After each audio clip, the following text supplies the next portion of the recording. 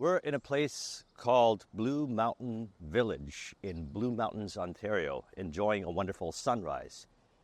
You see the mountains behind me, and notice there's no snow on them. This is the area that I go snowboarding. This is where I learned how to snowboard. We're going to walk over to the car, and then we're going to go to this special park where I would like to discuss a very special book with you. I actually discovered it during the time that I was living in this area here back in 2020, and I stayed here till early 2022.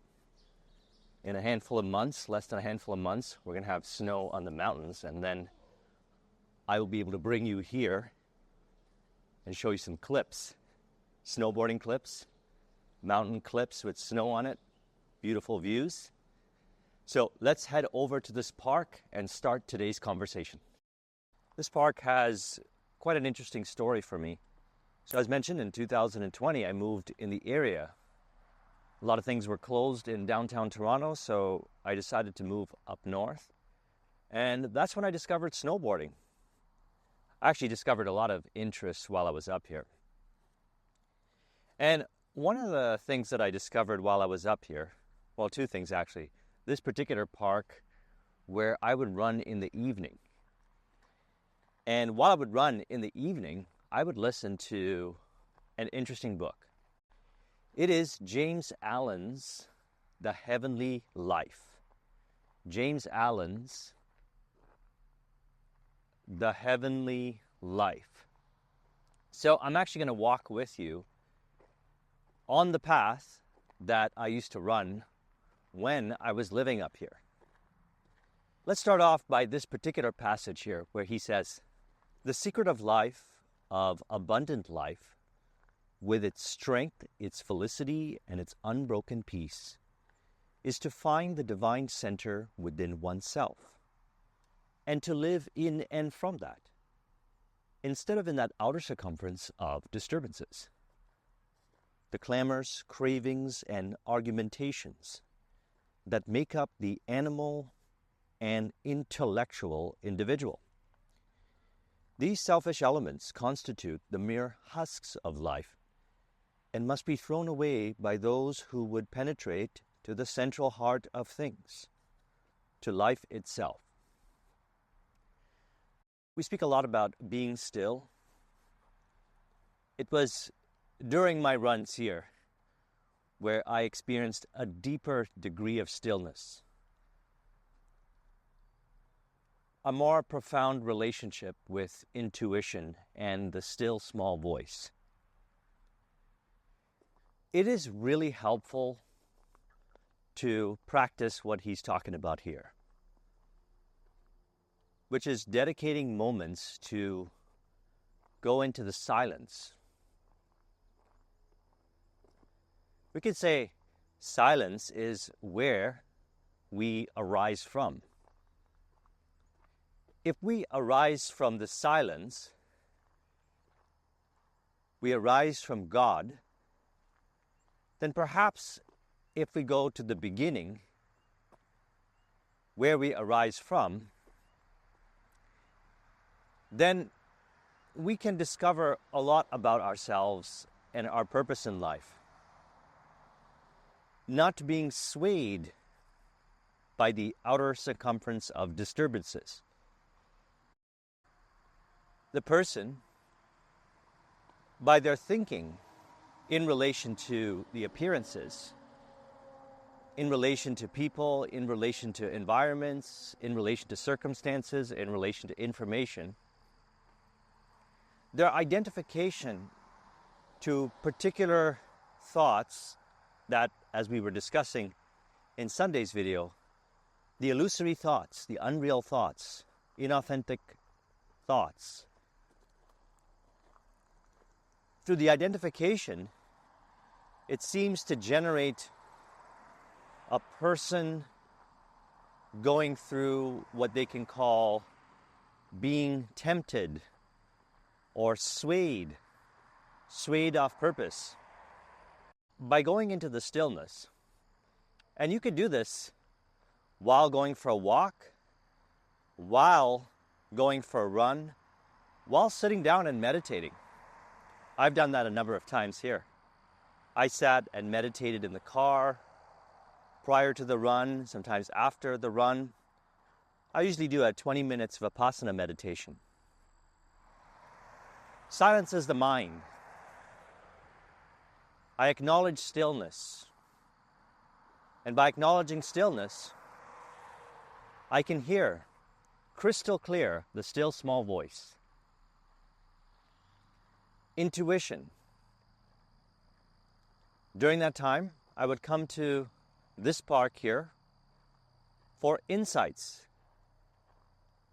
Insights to key decisions in my life. I had a conversation the other day about decisions. You know, I'm a fan of Think and Grow Rich. He has a chapter dedicated to decision. And I said, you know, if I get the intuition to make a decision, I make that decision.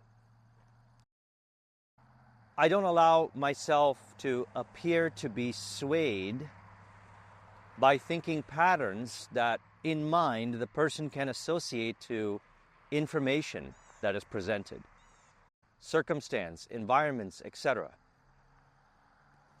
It is what I relate to information, people, environment, circumstance from the divine center, from the heart of reality via intuition. And so that's how I decide. And some of my decisions may on the surface not make any logical sense, yet it works out. I've made a lot of business decisions, like for example, in 2013 to move into consulting when I was in a fork in the road. Do I grow my IT business to the next level of success? There was a company in Toronto that was taking over some of my clients. We would do partnership deals. And they mentioned to me that they could partner with me and my team to a deeper degree. Essentially, you could say, merge my operations and everything that I do, everything that I built, into their business in a partnership style of arrangement, in which then it would take my business to maybe right away within that year, 5, 6, or 7 times more revenue. And then over the years, that would compound as well, as they have a massive team, infrastructure, lots of years of experiences. These are successful entrepreneurs running this business that I was dealing with. But intuition said, it's time to move on. And I felt consulting was the place for me. Next, even though I did 10 years in corporate IT, I loved computers growing up. When I was growing up, my family used to always say to me, why are you always playing with computers? During that time, I don't know if many people saw where we were going with technology. Why are you playing with computers? Because intuition, that is what I genuinely desire to do. So how excited I was when I was working in this warehouse around the age of 20 that I saw a posting in the head office of the company, the corporate head office, and I applied for it. I didn't get that position. I ended up getting another position, but then inevitably ended up getting that position I applied for and then moved up. And I was there for 10 years. I was so excited about it because I'm thinking, wow, I get to play with computers and I get paid for playing with computers. That's how I saw it. And so I felt that now I get to play with businesses, with their marketing, their operations, their finance, their leadership, their sales, their innovation based on my experience. So I said I want to do it. So I ended up doing it. So again, if you look at it from one perspective, it might not make logical sense. We might think, why not just stay and grow that business to the next level of success? So what I found is that the still small voice at times may provide, let's say, non-linear or unconventional. That's what the person thinks in relation to what the still small voice suggests or intuition suggests. But ultimately, I still decide if I'm going to take that step or not. Now, recently we had a conversation about that. We said there could be a gap. There could be a gap where the individual receives that intuition and they may, we could say, procrastinate taking that step. Or they may be working through some resistance, which is fine. Working through resistance, nothing wrong with that. We created the subconscious mind program to help with that. Releasing identification, bringing awareness to and releasing identification to untrue, illusory beliefs that are generating that resistance to a person authentically being as they are. So going back to what I mentioned earlier, the divine center is where you live. You are in heaven now. And so you can experience stillness. You can experience the divine center while you are moving. As I always say, I am still, yet I may appear to flow. One of the things, key insight in relation to this book, is by doing things, maybe going places, dedicating time for being in the stillness, in the silence, you may come up with the key insight that facilitates the decision. By coming to this park here, enjoying James Allen's The Heavenly Life, and questioning some things that were going on in my life, I would come up with a decision, what to do. Now, one other thing in relation to decision, if I have not made the decision yet, that is a decision. So I don't rush decisions. I listen to my intuition. Now, as you reconcile the connection between, we could say, the individual and the source of wisdom, which is God, then you find you automatically do things. There's less of a gap because you've released identification through purifying the subconscious mind of these illusory beliefs that was generating that illusory gap between intuition and that step. So you end up taking the step right away or with less resistance. If you experience fear, you allow the emotions to be released and you end up taking the step. Because it's the step that you genuinely desire to take. Thus, if I have not come up with a decision yet on whatever it is that I'm looking to come up with a decision for, personal life, business life, etc., I don't rush it. The decision inevitably arises. And I find that the decision arises quicker, easier, while valuing what James Allen said. Abiding in and living from the divine center. In relation to that, he says, the spiritual heart of the individual is the heart of the universe. And finding that heart, the individual finds the strength to accomplish all things. They find also the wisdom to see things as they are. We acknowledge that reality is rigged in our favor, and also it happens to be in harmony with all people, environment, circumstance, information. We see the divine pattern. He says, they find there the peace that is divine. The peace that is divine.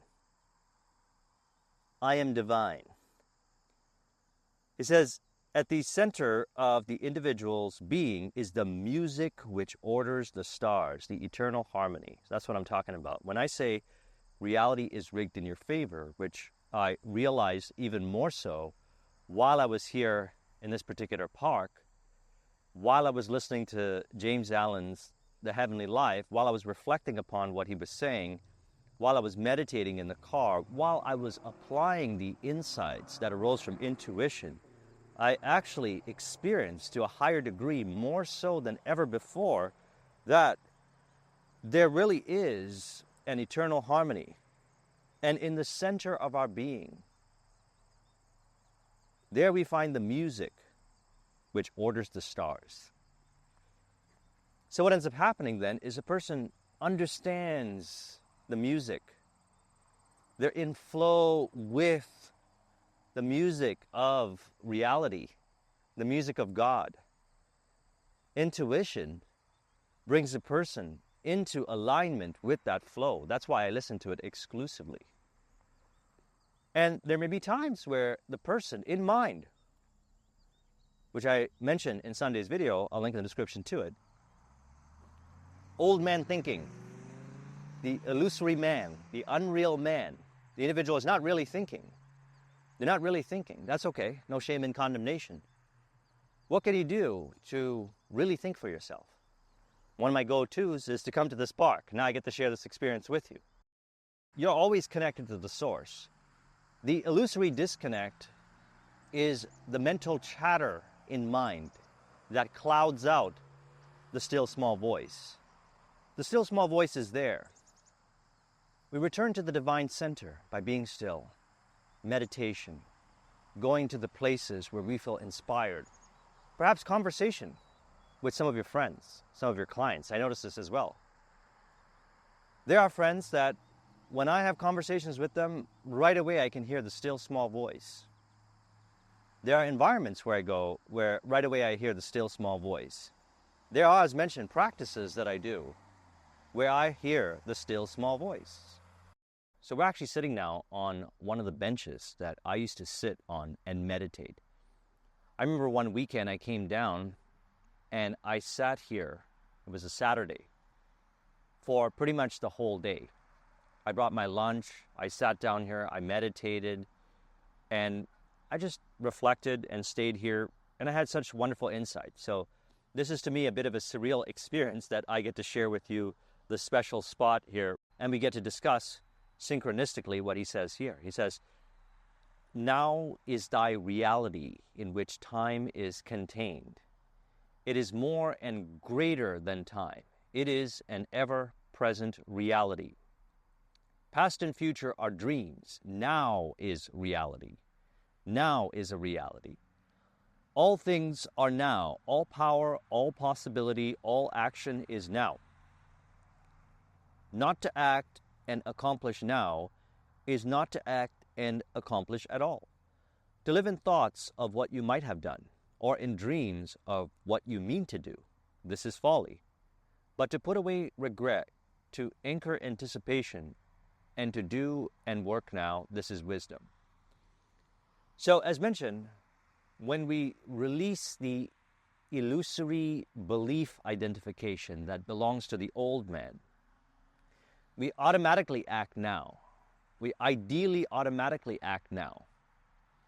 Yet in the earlier stages, and even at times, there may be this gap, no shame in condemnation.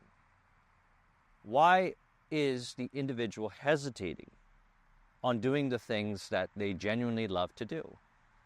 Well, it could be for whatever the reason may be. Maybe it's one of the 6 basic fears that Napoleon Hill talked about in Think and Grow Rich, such as fear of criticism. Maybe they're afraid if they really talk about what they love to talk about, that people won't accept them the way they are, which is completely illusory. As you are, love, happiness, peace, bliss, fulfillment. They are love, happiness, peace, bliss, fulfillment. By being as you are in the divine center, know that you are in the divine center now. Now you are in the divine center. You authentically speak. You do the things that you love to do. You don't look around to this world for approval, validation, or confirmation of the fact that you are love, happiness, peace, bliss, fulfillment. And thus you act authentically. you authentically do what you love to do. You acknowledge, as he says here, the individual has all power now. But not knowing this, they may say, I will be perfect next year, or in so many years, or in so many lives. The dwellers in the kingdom of God who live only in the now say, I am perfect now. So let's discuss this. I am perfect now. You are perfect now. So it's only in mind where we could think in an unreal way. Now, in mind, we can really think as well. How do I define really thinking? Well, really thinking is really thinking for yourself. Do you realize that you arise from God, as in the individual, all individuals are pure consciousness arising from the source of pure consciousness, which is God, as stated in Genesis 1:3. And God said, let there be light. The light is consciousness. Now, you are created in the perfect image of the Creator. And you can choose to really think for yourself. Or you could choose to not think for yourself, which is illusory, completely illusory. Such as thinking that you are not perfect now. Do you realize that it is only thoughts in mind that could suggest otherwise, that arise from beliefs that are in the subconscious mind that suggest separation? For example, let's say fear of criticism. As these beliefs are released, you authentically speak from the heart, because you speak with what he mentioned earlier, the harmony of life, the eternal harmony, the music which orders the stars. You could say your words become poetic, although you can also say authentic communication. So you speak what is on your heart, and you don't allow the beliefs in mind that suggest otherwise to stifle your flow. Because nothing out here can stifle your flow. The person in mind can only think that something out here can stifle their flow.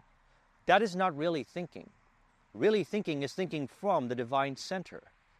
That you are love, happiness, peace, bliss, fulfillment. They are love, happiness, peace, bliss, fulfillment. So when you share from your heart exactly what it is that you desire to share from your heart in your style, people resonate with it. How do I know?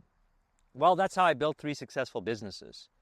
That's how I generated a wonderful life experience where I am surrounded by people and harmonious relationships with those people. Whereas before, you could say I was surrounded by people and it appeared to the person that it was illusion of separation-based experience. And by that I mean conflict, argumentations of the intellect, trying to convince someone. Who is there to convince when you realize that you are perfect now, and that these illusory thoughts that suggest otherwise appear only in mind, and they belong to the old man? That's not you. You're not the old man. You are the real individual, the individual expression of God, here to witness delight on earth. Delight is pure consciousness. Pure consciousness is love, happiness, peace, bliss, fulfillment. If the person hasn't realized this, they inevitably realized it. They inevitably realize it. I came to this realization over the years, since 2004, more and more so. There were times where I said, well, it's probably true in this one area. Like, it's true in business, but it might not be true in relationships. And it might not be true in hobbies. It might not be true in this and that. I am aware of what I think. If I was thinking unwise, as I have the power to think, you have the power to think anything. You can imagine anything. The question is, are you imagining your true nature as a fact? Or are you imagining illusory thinking? Well, to go back what I mentioned earlier, who you truly are is not imagining illusory thinking. That's the person in mind thinking that way. Consider this for a moment. I am love, happiness, peace, bliss, fulfillment. You are love, happiness, peace, bliss, fulfillment. There is no separation between who you truly are and who I truly am. I am cannot be divided. Our true nature is love, happiness, peace, bliss, fulfillment. Undeniable. There's no separation. These are words that point to the fact that we are whole, we are complete now. I am perfect now. That's what he's saying. And so what happens then is a person goes through life experiences and they interpret those life experiences and they may form what we can call as limiting belief, restricting beliefs, untrue beliefs, illusory beliefs in mind, which then forms this person called the old man that automatically acts from the false premise of those illusions of separation-based beliefs. We could say those are not supportive beliefs. You still exist beyond those beliefs. Do you see it? By taking a moment to be still, meditation, going for a walk in nature, it doesn't matter, whatever works. Identification to those beliefs that are generating the illusion of fear of criticism are released. And then the individual realizes their oneness with God. They, you could say, have returned to the divine center where they originated from. So James Allen says, the individual has all power now. But not knowing this, or we could say forgetting this, that's more accurate, forgetting this. That's what we call spiritual amnesia, no shame and condemnation. He says, they say, I will be perfect next year, which is illusory, as there's only now. Or in so many years, again, illusory. There is only now. Or in so many lives, again, illusory thinking. There's only now. And so he says, the dwellers in the kingdom of God who live only in the now say, I am perfect now. I am perfect now. You are perfect now. These are words that point to the truth. Because as mentioned, beyond the illusory beliefs that can only appear in mind, you are perfect. You have been created in the perfect image of the Creator. So what are some practical benefits from this, from acknowledging this? Well, what happens is, as mentioned earlier, fear of criticism dissolves. Let's say you have an interest in public speaking, interest in making content on the internet and speaking about what you love to speak about. You'll speak about it. You'll naturally speak about it. You'll authentically talk about it in a way that you enjoy speaking about.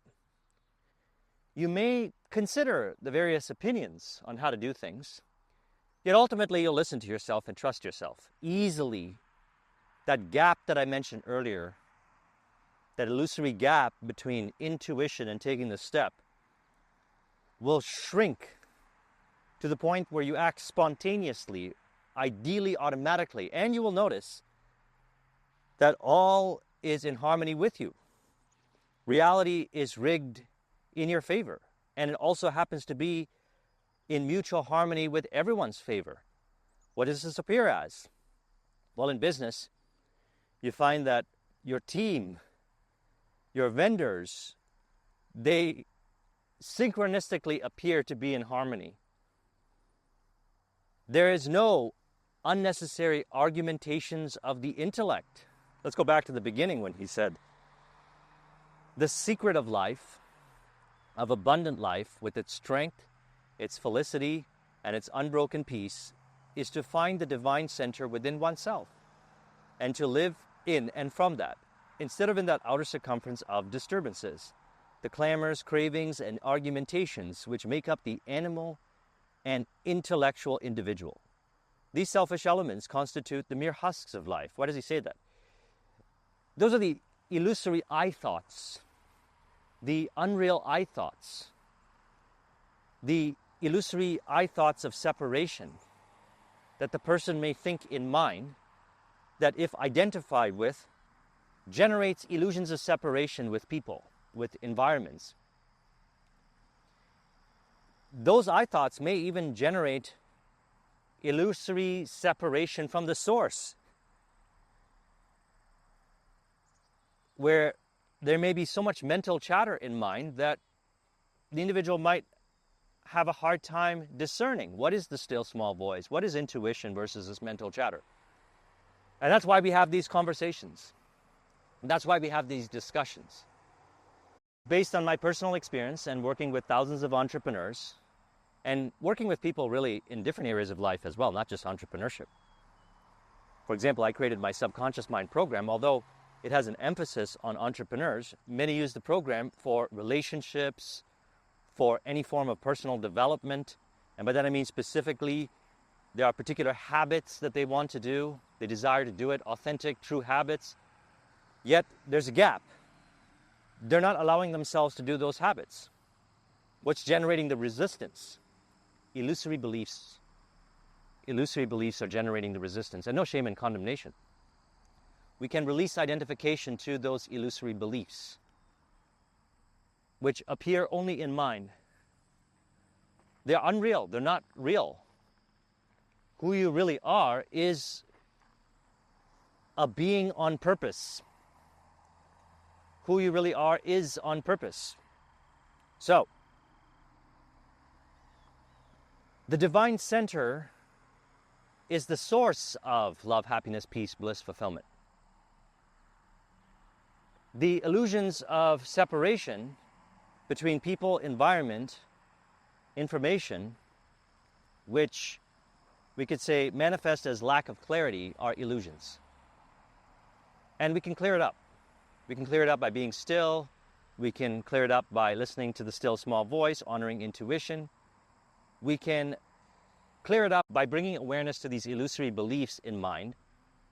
And so then what ends up happening is they automatically do the thing that they genuinely desire to do.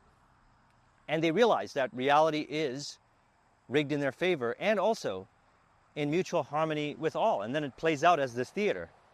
For example, in business, ideal harmonious relationships in business with clients, vendors, team members, etc. That's what I did over the years. That's what I found out. So I speak from experience. And he also says it here. He said, the spiritual heart of the individual is the heart of the universe.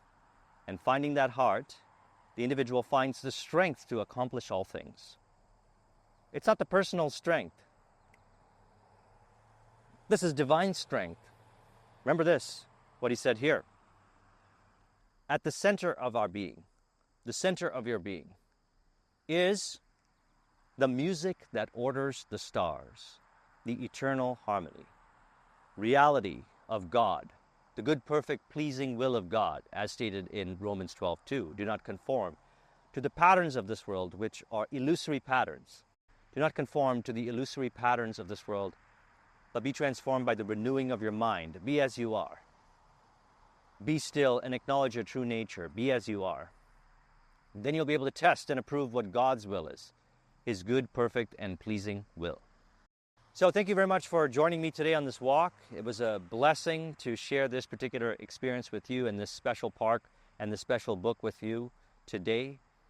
Let's conclude today's conversation with an auto-suggestion to further encourage. You could say, I acknowledge that I am in the divine center now as perfect being on purpose, which appears as a flow-based bridge of incidents to manifesting my purpose, heaven on earth, appearing as harmonious relationships, harmonious business, harmonious life experiences, information appearing to be in my favor, people appearing to be in my favor, environments appearing to be in my favor, as I am also in favor with people, environments, and information in a mutually harmonious way, experiencing heaven on earth now.